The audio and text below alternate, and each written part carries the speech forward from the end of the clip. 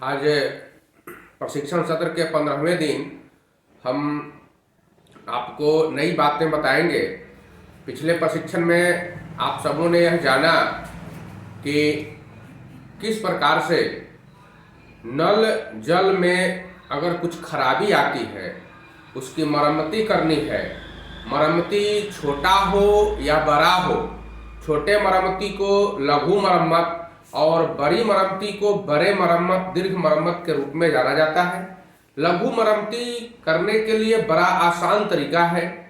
आपके पास आपके वार्ड क्रियान्वयन सह प्रबंधन समिति के खाते में इतनी राशि हमेशा उपलब्ध जरूर रहती है जिससे आप लघु मरम्मती के कार्य करा सकेंगे।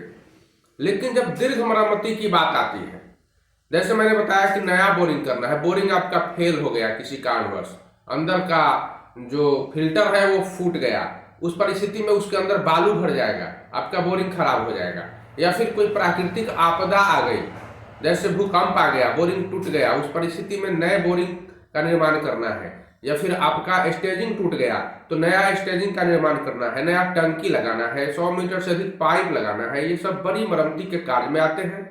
और ऐसी मरम्मतियों को कराने के लिए सबसे पहले आपको अपने वार्ड सभा में एक प्रस्ताव पारित करना होता है। फिर उसके बाद वार्ड क्रियान्वयन सह प्रबंधन समिति के द्वारा उस पारित प्रस्ताव को कनीय अभियंता के यहाँ अग्रेषित करते हैं, इसलिए कि प्राक्कलन बनवाया जा सके। फिर कनीय अभियंता स्थल पर आते हैं, निरीक्षण करते हैं स्थल का। उसके बाद वह प्राक्कलन बनाते हैं, तकनीकी स्वीकृति देते हैं और प्रशासनिक स्वीकृति देने हेतु उसको ग्राम सभा को भेज देते हैं, जो ग्राम पंचायत में जाता है। वहां पर मुखिया और पंचायत सचिव मिलकर उसको प्रशासनिक स्वीकृति देते हुए एक पत्र निर्गत करते हैं आपके वार्ड क्रियान्वयन सह प्रबंधन समिति के अध्यक्ष के नाम से। और फिर जितनी राशि का प्राक्कलन बनाया जाता है उतनी राशि उपलब्ध कराई जाती है। यदि राशि उपलब्ध न हो तो प्रखंड पंचायती राज पदाधिकारी से संपर्क करके और फिर जो आपके पहले से उनके पास राशि उपलब्ध रहती है उसको अस्थायी विचलन किया जाता है, मतलब दूसरे मद की राशि को दूसरे मद में ट्रांसफर किया जाता है और फिर उस राशि से वह कार्य को कराया जाता है। लेकिन कार्य तो हो गया या फिर होना है, तो इसमें वार्ड क्रियान्वयन सह प्रबंधन समिति का दायित्व क्या है? काम तो अनुरक्षण एजेंसी करेगी और उसमें सारे लोग सहयोग करेंगे। फिर आपका जो वार्ड क्रियान्वयन प्रबंधन समिति है, यह समिति क्या करेगी इसमें? तो समिति क्या करेगी, जब वार्ड में जलापूर्ति योजना चलाई जा रही है तो वह उसका प्रबंधन भी करेगी, अनुश्रवण भी करेगी। अगर कुछ घट रहा है तो उसको पूरा करके लाएगी भी, काम कराने में मदद भी करेगी और कार्य की देख रेख करेगी। कहीं अगर गलत तरीका से कार्य हो रहा है तो उसको वह सुधार लाने का प्रयास करेगी और फिर बताएगी भी, सुझाव भी देगी कि काम को इस तरह से और अच्छा ढंग से किया जा सकता है। जलापूर्ति में अगर कहीं से त्रुटि होती है, त्रुटि का अर्थ कहीं से जलापूर्ति बाधित हो जाता है, कोई पाइप फूट जाता है, नल टूट जाता है, किसी अन्य प्रकार की खराबी आ जाती है, तो जैसे ही वार्ड क्रियान्वयन सह प्रबंधन समिति को अनुरक्षक के द्वारा यह सूचना प्राप्त होती है कि इस वार्ड में अमुक स्थान पर ये गड़बड़ी हो गई है जलापूर्ति में, तुरंत वार्ड क्रियान्वयन सह प्रबंधन समिति के अध्यक्ष होने के नाते आप प्रखंड स्तरीय अनुरक्षण एजेंसी को इसकी सूचना देंगे, जिसको आपके पंचायत के लिए पहले से सूचीबद्ध किया गया है। सूचना देंगे और फिर उनसे संपर्क करके और स्पष्ट रूप से समय ले लेंगे कि आप किस दिन इसका निराकरण करने यहाँ आ रहे हैं। तो निराकरण कराना भी आपका ही कार्य है। प्रखंड स्तरीय अनुरक्षण एजेंसी जब कार्य कर लेगी तो कार्य में जितने भी सामग्री लगे हुए हैं या फिर जितने भी मजदूर लग रहे हैं, तो उन दोनों का अपने पैर पर जो विपत्र बनाकर वह आपको समर्पित करेगी, तो आप अपने वार्ड क्रियान्वयन सह प्रबंधन समिति में इस विपत्र को पारित करते हुए और फिर उससे उसका जो पेमेंट होगा, भुगतान, इसकी प्रक्रिया प्रारंभ करेंगे। फिर इस को पंजी में भी संधारित करेंगे। जो ये खर्च हो रहा है इसको पंजी में संधारित करेंगे, रोकर पंजी में। प्राप्त विपत्र जो होगा वह आप लेंगे और अनुरक्षण एजेंसी के खाते में उसका भुगतान भी कराने का प्रयास करेंगे। क्योंकि भुगतान आपको करना नहीं है, अब तो डोंगल सिस्टम से पेमेंट होना है, तो आपको चेक नहीं काटना है कि आप चेक काट दीजिएगा। आपका यह कार्य है कि वार्ड क्रियान्वयन सह प्रबंधन समिति की बैठक में इसको पारित करा लेना है और अपने लेटर पैड पर एक पत्र, अनुशंसा पत्र लिखते हुए उनका जो विपत्र है उसकी एक कॉपी अपने पास रख लेंगे छाया प्रति कराकर, और ओरिजिनल कॉपी जो मूल प्रति होगी उसको साथ में लगाकर जिला पंचायत, प्रखंड पंचायती राज पदाधिकारी के माध्यम से जिला पंचायती राज पदाधिकारी को भेजेंगे और वहीं से डोंगल से उनके खाते में पेमेंट चला जाएगा। उसके बाद है अनुरक्षक को मानदेय का भुगतान भी सुनिश्चित करना आप ही का समिति का कार्य है। अनुरक्षक द्वारा जो उपभोक्ता से वसूल कर लाया जा रहा है उसको वार्ड क्रियान्वयन सह प्रबंधन समिति के खाते में जमा करना है और उसकी आधी राशि को प्रत्येक 3 महीना पर अनुरक्षक को ये आपको भुगतान करना है प्रोत्साहन के तौर पर। अनुरक्षक को जो मैंने बताया कि आधी राशि उसमें से देना है, जितना वह वसूल कर लाता है उपभोक्ता शुल्क के रूप में, तो आधी राशि को उनको देना है और फिर इसको भी पंजी में संधारित कर लेना है। ये सब काम आपके होंगे, मतलब ये काम वार्ड क्रियान्वयन सह प्रबंधन समिति के होंगे।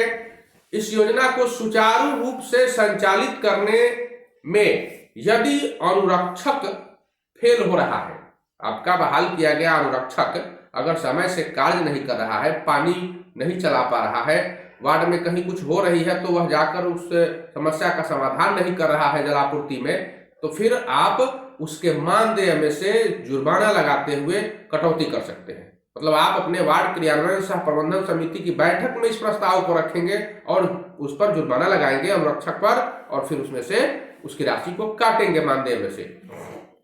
साथ ही हर घर तक नल के जल की सतत उपलब्धता भी आप ही को कराना है। हमेशा पानी उपलब्ध रहना चाहिए, ये आपका मुख्य कार्य है। पेयजल का अगर दुरुपयोग हो रहा है तो उसकी रोकथाम भी करनी है आपको। मतलब कोई आदमी अगर गलत तरीके से पानी का उपयोग कर रहा है, पानी कहीं बर्बाद कर रहा है, उससे खेत की सिंचाई कर रहा है, तो रोकना भी आप ही का कार्य है। रख रखाव और अनुरक्षण मद में जो व्यय किया जा रहा है तो उसको हर 3 महीना पर वार्ड क्रियान्वयन सह प्रबंधन समिति की बैठक में अनुमोदित भी करा लेना है।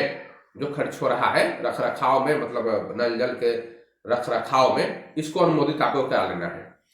और प्रत्येक 6 माह पर, अब ग्राम पंचायत जो हमेशा आपको निधि उपलब्ध करा रही है, हर महीने आपको निधि 4-4 हजार रुपया जो आपके खाते में आएगा ग्राम पंचायत की तरफ से, तो उसका 6 महीना पर, हर 6 महीना पर उपयोगिता प्रमाण पत्र देना है। मतलब आपने उस पैसे का उपयोग कर लिया, आपने उस पैसा में से 4,000 रुपया में से 2,000 रुपया अनुरक्षक को दे दिया प्रति माह और शेष 2-2 हजार रुपया जो है हर 6 माह पर आपने मरम्मती में खर्च किया या फिर आपके माध्यम से अनुरक्षण एजेंसी को पेमेंट हुआ, तो इसका उपयोगिता प्रमाण पत्र भी आपको दे देना है हर 6 महीना पर।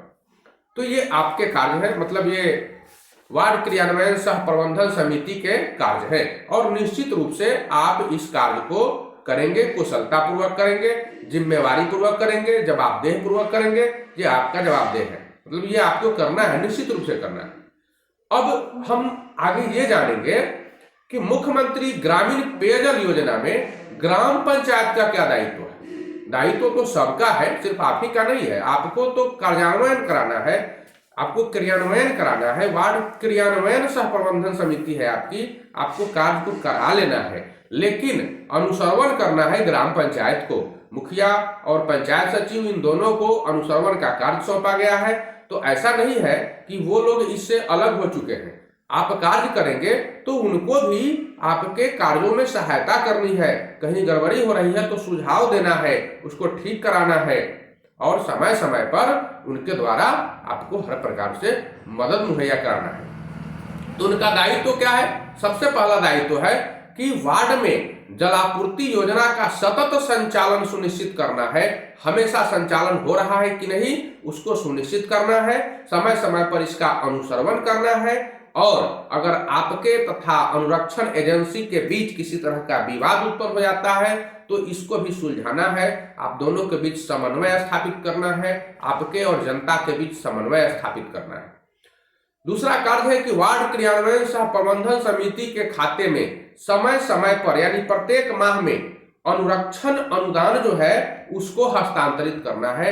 आपके खाते में वह हर महीने में 4000 की राशि भेजेगी। ये उनका दायित्व है। अगर वो अपने दायित्व में फेल हो जाते हैं तो आपका कर्तव्य बनता है कि आप एक आवेदन के माध्यम से उनसे खोजें। मैं आगे आपको बताऊंगा अगले प्रशिक्षण सत्र में कि अगर वो नहीं खाते में आपके पैसा भेजते हैं, आपसे किसी तरह की रंजिश हो जाती है, झगड़ा हो जाता है और वो चाहते हैं कि आपका काम बाधित हो जाए, तो फिर आप किस प्रकार से उनसे पैसा लेंगे, आप क्या करेंगे कि वो मजबूर हो जाएंगे हर माह आपके खाते में पैसा भेजने के लिए, यह भी मैं आपको बताऊंगा। तो ये काम आपका उनका है कि हर माह आपके खाते में 4000 रुपए की राशि वो भेजें। दूसरा है कि वार्ड क्रियान्वयन सह प्रबंधन समिति के द्वारा जो खर्च किया जा रहा है राशि, प्रत्येक 6 माह पर उसका उपयोगिता प्रमाण पत्र उनको लेना है। क्योंकि आपको देना है, ये आपकी जिम्मेवारी बनती है कि आपको हर 6 माह पर उपयोगिता प्रमाण पत्र देना है। और उनकी भी यह जिम्मेवारी बनती है कि कहीं वार्ड सदस्य भूल गए तो उनको भी संपर्क करके हर 6 माह पर उपयोगिता प्रमाण पत्र लेना है। अगर आप 6 माह पर उपयोगिता प्रमाण पत्र उनको नहीं देते हैं तो अगली राशि आपको रोक दी जाएगी, यानी 6 माह के बाद आपके खाते में राशि हस्तांतरित नहीं की जाएगी। और अगर वो नहीं लेते हैं तो फिर उनको भी यही परेशानी से गुजरना पड़ेगा और आगे उनको भी जो प्रखंड स्तर से उनके खाते में पैसा आता है वो भी नहीं देंगे उपयोगिता प्रमाण पत्र, तो उनके भी खाते में पैसा नहीं आ पाएगा। इसलिए यह चैनल होता है, आप उपयोगिता प्रमाण पत्र उनको देंगे, लेकिन देंगे तो उसको रिसीविंग जरूर लेंगे। पंचायत सचिव को रिसीव देंगे उपयोगिता प्रमाण पत्र और उसका एक प्रति रिसीविंग ले लेंगे। अगर पंचायत सचिव नहीं होते हैं वहां पर तो कार्यपालक सहायक जो आपके पंचायत में बहाल है आप उनको दे देंगे, या फिर लेखा जो होता है आपका तो उनको दे देंगे और उनसे रिसीविंग जरूर लेंगे, लेखापाल से दे देंगे और रिसीविंग जरूर लेंगे। अगला है कि किसी भी वार्ड में अगर वार्ड क्रियान्वयन सह प्रबंधन समिति वार्ड सभा की बैठक कराने में अक्षम हो जाती है या वार्ड सभा की बैठक नहीं करा पाती है तो पंचायत स्तर से, मतलब पंचायत के जो मुखिया होते हैं वो और पंचायत सचिव दोनों मिलकर उस वार्ड में वार्ड सभा कराएंगे। यह उनकी जिम्मेवारी बनती है और वार्ड सभा कराने के बाद उसमें जितना भी प्रस्ताव होगा ये सब पास उसमें वही कराएंगे।